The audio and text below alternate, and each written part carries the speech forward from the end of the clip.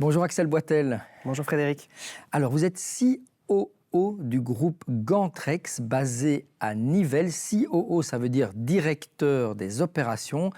Gantrex, c'est une histoire comme on les aime dans Wallonia Plus parce que vous êtes leader mondial dans le système des voies de roulement pour déplacer des charges extrêmement lourdes. Et pourtant, le grand public ne vous connaît pas, ou pas beaucoup. Ça consiste en quoi exactement l'activité de Gantrex ? Donc en fait, effectivement, l'activité de Gantrex, ça va être de développer, donc c'est d'abord de l'engineering, de produire, donc une activité de production, et d'installer, donc des activités de chantier, des voies de roulement industrielles pour les engins de manutention lourds. Donc partout, on va déplacer des charges à partir de 20 tonnes. On va utiliser des systèmes sur rail pour pouvoir faire translater les engins de manutention, et c'est là que Gantrex intervient. Alors vous êtes dans plusieurs secteurs, principalement dans le secteur portuaire. Quoi concrètement ? Ce sont des grues ? Oui, ce sont des grues. Donc il y a des grues de différents types. Principalement, les plus grosses grues sont celles qui chargent et déchargent les containers maritimes. Ensuite, on a des grues aussi dites portiques qui, elles, vont pouvoir faire du magasinage de containers. Alors ça, il y a le port, il y a aussi l'aérospatial. Vous avez contribué à développer toute une infrastructure autour d'Ariane 6. C'est quoi exactement ? Tout à fait. Donc si l'activité portuaire représente effectivement 40% de notre chiffre d'affaires, on a 30% de notre CA qui est lié à des activités spéciales. Donc Ariane 6 en est une, mais avant Ariane 6, on avait déjà fait Ariane 4 et Soyouz. C'est le même pas de tir à Kourou en Guyane française. L'objectif, c'est d'amener le lanceur de la fusée sur le site de lancement. Donc en fait, pour nous, c'est une voie assez royale, puisqu'elle est utilisée 2 à 3 fois par an. On a le lanceur de la fusée qui est monté dans un magasin automatisé et quand les opérations démarrent, on va devoir faire translater le lanceur sur son site de lancement. Donc il va arriver simplement à l'horizontale, il va arriver embuté sur le site de lancement et on va le remettre à la verticale. Donc c'est une voie sur rail tout à fait traditionnelle. Et donc ça veut dire que tout le système de voies de roulement, les rails, c'est conçu à Nivelles ? Oui, toute la conception est faite depuis Nivelles, effectivement, puisqu'on a une équipe de recherche et développement qui compte environ une trentaine de personnes. Et alors vous êtes aussi actif dans le monde du sport, le fameux stade de Real Madrid, le stade de Tottenham, le court de tennis de Wimbledon, donc des noms prestigieux. Et là, vous faites quoi concrètement ? Alors là, l'objectif peut être double. Donc en fait, par exemple, ce qu'on a fait à Tottenham, c'était un pitch rétractable, un terrain rétractable. Donc là, on a des voies de translation pour pouvoir passer d'un stade de football anglais vers un stade de football américain sans avoir à retracer les lignes. Donc en environ 15 minutes, grâce à un système de tribunes sur vérin hydraulique, on peut ranger les plaques. 2 terrains qui coulissent les uns sur les autres sur plaques. Et grâce à ce qu'on avait fait à Tottenham et cette success story, on a obtenu la double commande au nouveau Santiago Bernabéu, où là on fait à la fois Madrid, et le toit rétractable, ce qu'on a fait à Wimbledon. Donc un toit qui s'ouvre, qui se ferme, voilà, magnifique. Tout à fait. Et le terrain rétractable, qui est un peu différent de celui de Tottenham, puisque comme je l'ai dit, Tottenham, c'est terrain de football anglais, terrain de football américain. Au Real Madrid, ils ont des ambitions beaucoup plus importantes et des moyens aussi forcément plus importants, où là, on va avoir football anglais, football américain, tennis, basketball, hall des expositions, salle de concert, etc. Donc on n'est plus vraiment dans le concept du stade de football, mais vraiment dans l'entertainment center. Voilà. Et pour Wimbledon, pareil, c'est aussi le toit rétractable, tout à fait du groupe principal. C'est quand même dingue. Donc vous avez ces références. Ariane 6, pas que Ariane 6, Ariane 4, les ports, Wimbledon, Madrid, Tottenham.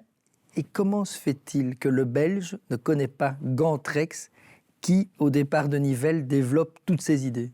Alors c'est très simple, c'est parce qu'on est dans un marché de B2B, donc en fait on est dans un marché de niche.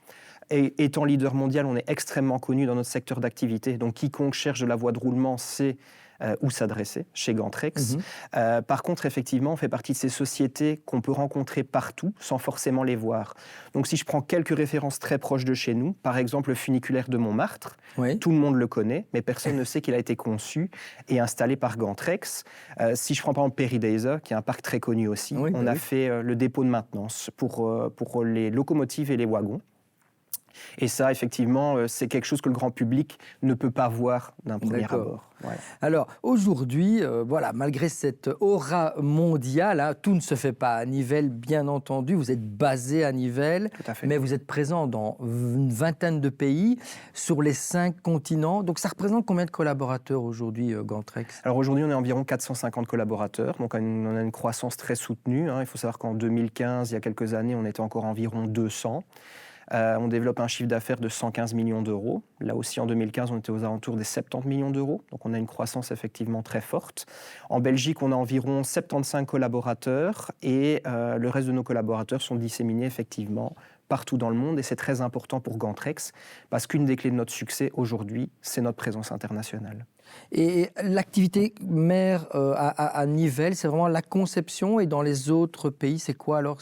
Non, en réalité, en Belgique, on est vraiment le headquarters. Donc toutes les fonctions corporate, l'essentiel du comité exécutif, se trouve aujourd'hui à Nivelles. On a un Operation Center et un Sales and Service Center en Belgique, mais partout dans le monde, on va avoir soit des unités de production que je dirige, soit effectivement des unités de vente qu'on va retrouver vraiment partout dans le monde.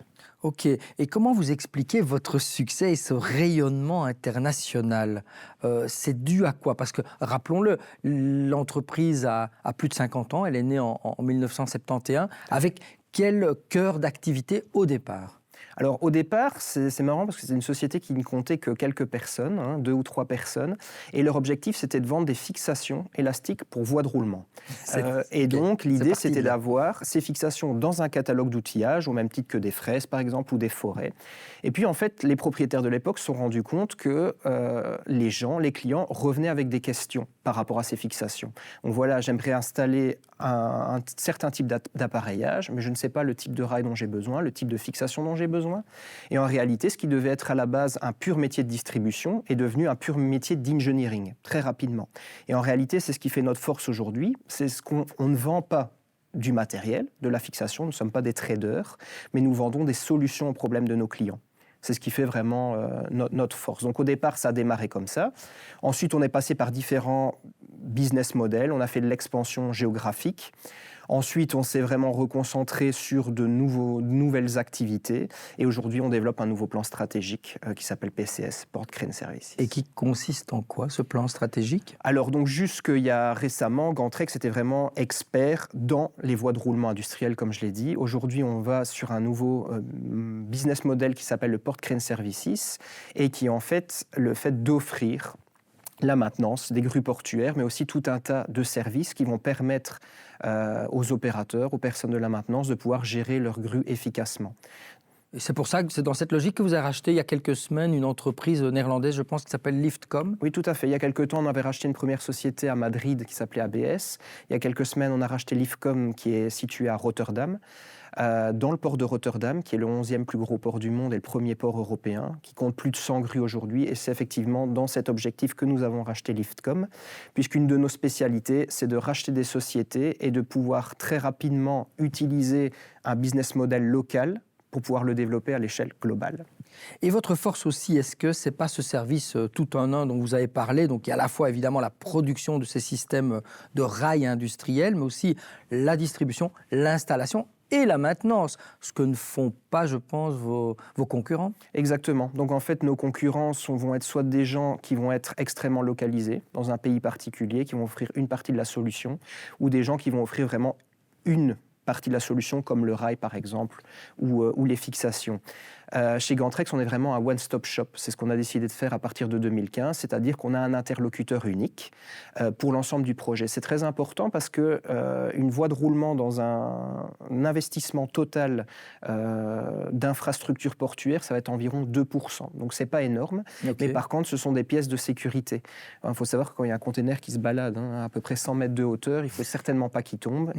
Et donc, les différents acteurs du marché aiment bien travailler avec des acteurs de confiance. Et qui dit confiance dit vraiment le one-stop shop, un seul prestataire, un seul responsable.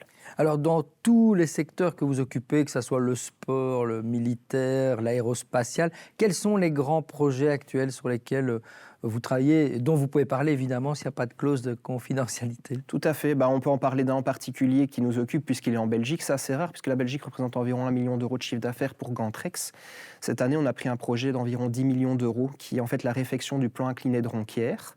Donc c'est un travail qui se fait de concert avec Equans et avec John Cockerill, où l'objectif, ça va être d'améliorer la productivité du plan incliné. Donc ça, c'est ce qu'on fait très localement. Sinon, on a toujours énormément de projets d'investissement, surtout effectivement dans le secteur portuaire. On termine notre chantier au Santiago Bernabéu.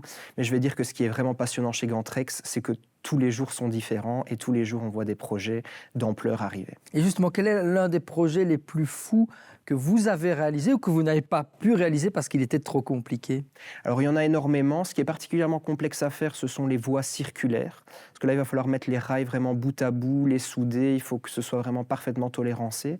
Et donc un magnifique projet qu'on a pu réaliser, c'est sur le site des anciennes usines Renault, donc pas loin de Versailles, sur l'île Seguin, la cité musicale, qui est en fait une salle de concert, qui est munie d'un voile de panneaux photovoltaïques qui va suivre la course du soleil. Et donc en fait, ce qu'on a réalisé, c'est cette voie circulaire sur laquelle la géode va tourner tout au long de la journée. C'était particulièrement complexe. J'imagine. Alors rapidement, quels sont vos objectifs de croissance à l'horizon 2030, 2040, 2050 en termes de chiffre d'affaires, d'employés? Oui, alors c'est toujours très difficile à dire puisqu'on essaye de se projeter un peu au jour le jour. Là, effectivement, on a lancé notre nouveau plan stratégique, PCS, qui porte ses fruits et qui va continuer à porter ses fruits. Je crois que notre objectif, c'est simplement aussi de continuer à grandir. On a en vue de pouvoir, à un certain moment, doubler notre chiffre d'affaires. Qui dit doubler notre chiffre d'affaires veut dire aussi qu'on doit pouvoir, effectivement, se staffer correctement, et donc forcément le personnel est aussi amené à grandir. Mais chez Gantrex, c'est relativement facile parce que les mauvaises années on stagne et les bonnes années on est en croissance. Merci Axel d'être venu nous raconter en studio la très belle histoire de Gantrex, une histoire méconnue, mais bon voilà, c'est notre rôle aussi de la mettre sur le devant de la scène médiatique. On vous souhaite plein de succès. Merci Frédéric.